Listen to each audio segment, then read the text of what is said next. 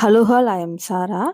இன்னைக்கு வந்து சுடிதாரோட ப்ளவுஸோட ஸ்லீவெல்லாம் எப்படி இன்விசிபிளாக ஸ்டிச் பண்ணுறதுன்னு சொல்லி வீடியோ போட்டிருக்கேன். ஃபுல்லாக பாருங்கள். சுடிதாரோட நெக்கு கம்ப்ளீட் பண்ணிவிட்டு ஷோல்டர் ஃபுல்லாக எல்லாமே ஜாயின் பண்ணி லைனிங்கோட எடுத்து வச்சுருக்கேன். ஷோல்டர் பார்த்தீங்கன்னா இன்விசிபிளாக இருக்கும். இதையும் நான் எப்படி ஸ்டிச் பண்ணுறதுன்னு சொல்லி வீடியோ போட்டிருக்கேன். நெக்கோட லைனில் அந்த இடத்துல மெயின் ஃபேப்ரிக்கில் தையல் விழுந்திருக்காது. பார்த்திங்கன்னா தெரியும், நீட் ஃபினிஷிங்காக இருக்கும். ஒரு ஹெம்மிங் பண்ணால் எப்படி இருக்கும் அந்த லுக்கில் வந்து இருக்கும். இப்போது பேக் அண்ட் ஃப்ரண்ட் ரெண்டுமே ஃபுல்லாக லைனிங் ஜாயின் பண்ணி ஷோல்டர்லாம் ஜாயின் பண்ணி எடுத்தாச்சு. நெக்ஸ்ட் வந்து ஸ்லீவ் தான். இந்த ஸ்லீவுக்கு நான் லைனிங் கொடுக்கல. காட்டன் ஃபேப்ரிக் கொஞ்சம் திக்காக தான் இருக்குது, அதனால் நான் லைனிங் கொடுக்கல. லைனிங் கொடுக்காம எப்படி இன்விசிபிளாக தைக்கிறதுன்னு பாருங்கள். இன்னொரு மெத்தடு இருக்குது, அது வந்து லைனிங் வச்சு தைக்கிறது. அதையும் வந்து நான் நெக்ஸ்ட் வர வீடியோவில் போடுறேன். இப்போ இந்த ஸ்லீவ் வந்து கிளாத் வந்து எனக்கு பத்தலை. ஷார்ட் ஸ்லீவாக இருந்தால் எனக்கு பத்திருக்கும். கொஞ்சம் இது 3/4 விட அதிகமாக இருக்குது, அதனால் பத்தலை. ஜாயின் பண்ணியிருக்கேன். 2 பீஸை ஒன்றா ஜாயின் பண்ணி ஒரு ஸ்லீவாக ரெடி பண்ணியிருக்கேன். அதோட சென்டரும் மெயின் ஃபேப்ரிக்கோட சென்டரும் எடுத்துக்கிறேன்.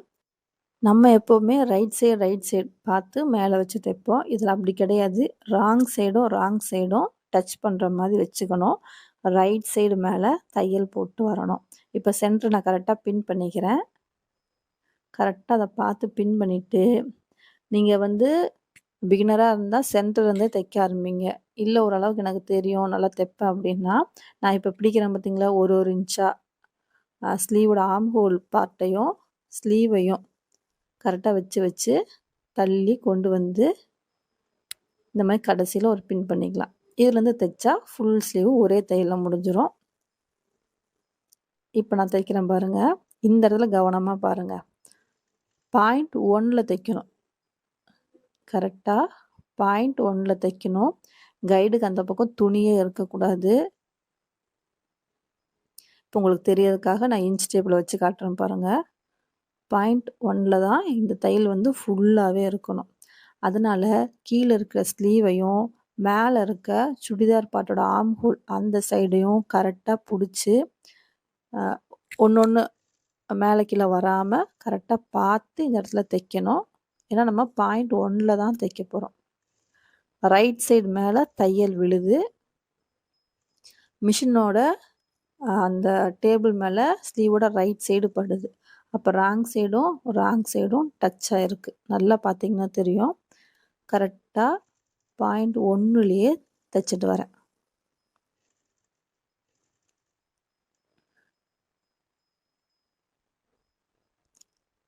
இந்த வளைவு பகுதியில் வரும்போது ஸ்லீவை மட்டும் இழுத்துறாதீங்க. ஸ்லீவை இழுக்காமல் ஆர்ம் ஹோல் சைடு மட்டும் கொஞ்சம் கொஞ்சமாக தூக்கி வச்சு தைச்சிட்டு வரணும். ஏன்னா ரொம்ப சின்ன இடத்துல தையல் போடுற மாதிரி இருக்குல்ல, அதனால் துணி வந்து நம்மளுக்கு கரெக்டாக அந்த இடத்துல வந்து நிற்காத மாதிரி இருக்கும். அப் அண்ட் டவுன் வந்து கரெக்டாக வரும் அந்த இடத்துல. அதனால் அதுக்கு ஏற்ற மாதிரி பார்த்து பொறுமையாக மேலே இருக்க ஆர்ம் ஹோல் பார்ட்டை மட்டும் நகர்த்தி அப்படியே தைச்சிட்டு கொண்டு வந்து முடிச்சாச்சு. இப்போ கரெக்டாக பார்த்தீங்கன்னா தையல் வந்து 2 சைடு விழுந்திருக்கான்னு செக் பண்ணிக்கோங்க.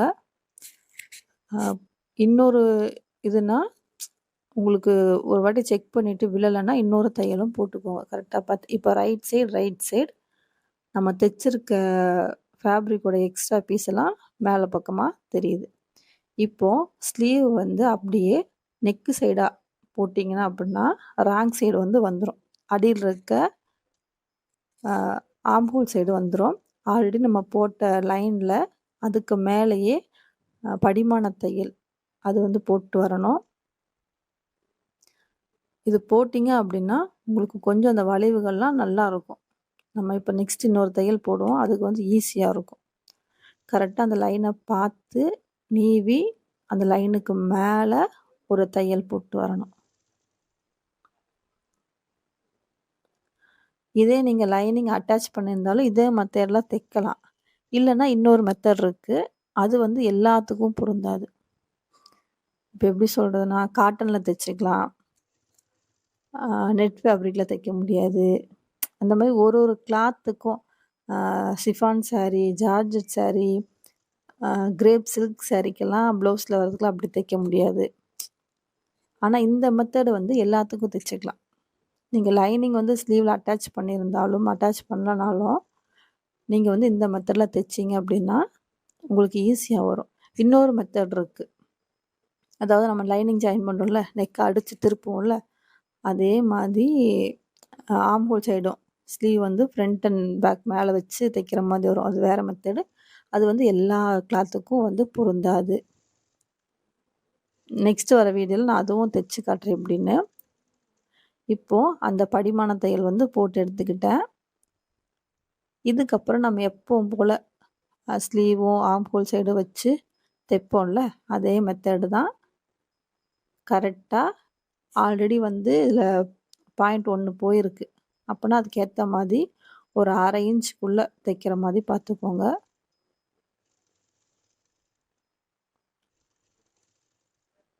ரொம்ப வந்து நம்ம மடிச்சிட்டோம் அப்படின்னு சொல்லிட்டு தள்ளியும் தைக்கக்கூடாது. நம்ம எப்பவும் போல் கைடுக்கு பக்கத்தில் துணி விட்டுருக்கான்னு பார்த்துட்டு அப்படியே தைச்சிட்டு வாங்க. இந்த இடத்துல சுருக்கங்கள் வரலாம், பிக்னஸ்க்கு வரலாம். அதனால் பார்த்து கரெக்டாக எடுத்து தைச்சிட்டு வரணும். இதுக்கப்புறம் இது மேலேயே இன்னொரு தையலும் கரெக்டாக போடணும். நான் பிரித்தே பார்க்கல, அப்படியே தைச்சிட்டு வரேன் பாருங்கள். கொஞ்சம் நல்லா தைச்சி பழகியிருப்பாங்கள்ல, ரெகுலராக தைக்கிறவங்களுக்கு வந்து இந்த மெத்தட் ரொம்ப ஈஸியாக இருக்கும். நம்மக்கிட்ட ஓவர்லாக் மிஷின் இல்லை அப்படிங்கிற ஒரு இதில் வந்து இந்த மெத்தட் ஃபாலோ பண்ணலாம். ஓவர்லாக் இருந்துச்சுனாலும் ஓகே, ஓவர்லாக் போட்டு கம்ப்ளீட் பண்ணிடலாம். அது ரொம்ப ஈஸி. ஒரு சில பேருக்கு ஓவர்லாக் போட்டால் உள்ளே வந்து ஒரு மாதிரி குத்தும். அந்த கஸ்டமர்லாம் சொல்லியே தான் கொடுப்பாங்க, ஓவர்லாக் போடாதீங்க, கையிலே ஹெம்மிங் பண்ணி கொடுங்கன்னு சொல்லிட்டு. அவங்களுக்கெல்லாம் கையில் தான் ஹெம்மிங் பண்ணி தர மாதிரி இருக்கும். இப்போ நான் ஓப்பன் பண்ணுறேன் பாருங்கள். இப்போது அந்த நம்ம தைச்சிருக்கோம்ல, அந்த தையலையே பார்த்துட்டு வரணும். எங்கேயாவது துணி வந்து பிடிச்சிருக்கா, சுருக்கமாக இருக்கா அப்படின்னு சொல்லிட்டு பார்த்தீங்கன்னா தெரியும். அந்த நான் தையல் அந்த லைனே காட்டுறேன் பாருங்கள், பிரித்து. எக்ஸ்ட்ரா வந்து உள்ளே நம்ம அந்த பாயிண்ட் 1ல் தைச்சோம்ல, அதோட பிசுறும் இந்த பக்கம் வெளியே தெரியும். லைட்டாக தெரிஞ்சதுன்னா கட் பண்ணி வச்சுருங்க ட்ரிம்மர் வச்சு. ரொம்ப தெரியக்கூடாது. அவ்வளோதான். இந்த சுடிதாரோட சைஸ் வந்து 30. உங்களுக்கு நான் ப்ளவுஸ் தைச்சிருக்கேன், சுடிதாரும் தைச்சிருக்கேன். அதனால் ரொம்ப குட்டி சுடிதார் மாதிரி இருக்கும். அதனால் வந்து எனக்கு ஸ்லீவோட ஆர்ம் ஹோல் சைடு வந்து சீக்கிரம் ஃபினிஷ் ஆகிடுச்சு. ஒரு ப்ளவுஸோட சைஸுக்கு ஏற்ற மாதிரி, சுடிதாரோட சைஸுக்கு ஏற்ற மாதிரி நம்ம கொஞ்சம் நேரம் அதிகமாகும். அவ்வளோதான். இப்போ வந்து ஃபினிஷ் பண்ணியாச்சு. உள்பக்கம் பிசுறு வந்து லைட்டாக வெளியே தெரிஞ்சுன்னா லைட்டாக ட்ரிம்மர் வச்சு கட் பண்ணி விட்டுக்குவாங்க. அவ்வளோதான். கண்டிப்பாக நீங்களும் ட்ரை பண்ணி பாருங்கள். யூஸ்ஃபுல்லாக தான் இருக்கும். ஸ்டிச்சிங்கில் எல்லாத்தையும் நம்ம கற்றுக்கணும். கற்றுக்கிட்டு அதை யூஸ் பண்ணவும் செய்யணும். கண்டிப்பாக ட்ரை பண்ணி பாருங்கள். ஃப்ரண்ட் அண்ட் பேக் 2 பக்கமுமே நீட்டாக ஃபினிஷிங் கிடச்சிருக்கு. இந்த கஸ்டமர் இதை போட்டாங்கன்னா ஃபோட்டோ வேணால் லாஸ்ட்டில் ஆட் பண்ணுறேன்.